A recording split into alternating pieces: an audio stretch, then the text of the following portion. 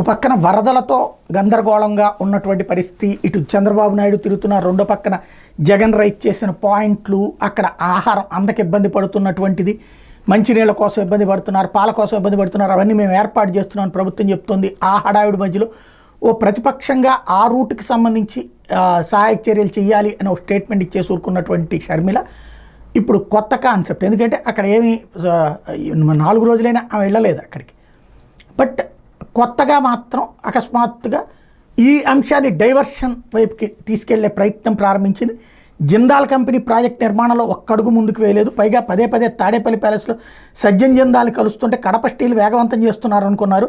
తీరా చూస్తే ఒక మహిళ కాదంబరి విషయం బయటపడేసరికి ఇందుకా అని ఆశ్చర్యపోవాల్సిన పరిస్థితి వచ్చింది. పదే జగన్ని కలుస్తుంటే కడప స్టీల్ మీద చిత్తశుద్ధి అనుకున్నాం, కానీ ఒక మహిళని కట్టడి చేసేందుకు స్కీములు వేశారని అర్థమైంది. ఇది మామూలు మాస్టర్ ప్లాన్ కాదు. ఆడదాన్ని ఒక్కదాన్ని చేసి తొక్కాలని చూశారు. జే ఇద్దరు కలిసి బుర్రలు పెట్టారు. జే స్వేర్ కలిసి కార్యాచరణ చేపట్టారు. మీ బుర్రలు కడప స్టీల్ మీద పెట్టుంటే ప్రాజెక్ట్ ఎప్పుడో పూర్తయ్యేది. సజ్జన్ జిందాల్ గతంలోనే జగన్ గురించి చెప్పారు. ఇద్దరు మంచి దోస్తులు అని చెప్పారు.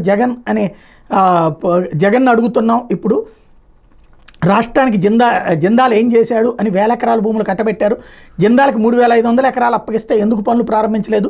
జేత్వాణి ఒక డాక్టర్, ఆమె ఒక నటి, జేత్వాణిది ఒక గొప్ప కుటుంబం, ఆమె ఒక కేసు పెడితే ఆమెను తొక్కాలని చూశారు. నిజంగా కాదంబరి మోసం చేయాలని చూస్తే జిందాల్కి ఒక 50 కోట్లు ఇచ్చి సెటిల్మెంట్ చేసుకునేవాడు కదా. ఆమె న్యాయం కావాలని నిలబడింది. ఆమెను కట్టడి చేయడం కోసం ఐపీఎస్ అధికారిని ఉపయోగించారు. ఆమె మీద ఇది దారుణ చర్య, నన్నే కలిసి మద్దతు కావాలంటే నేను పోరాటం చేస్తా అంటూ ప్రకటించారు. తద్వారా అన్న మీదన అమ్మాయి తరపున పోరాడడానికి చెల్లెలు సిద్ధపడుతున్నది అంటే కొత్త కాన్సెప్ట్ తెర మీదకి తీసుకొచ్చేటటువంటి ప్రయత్నం జరుగుతోంది.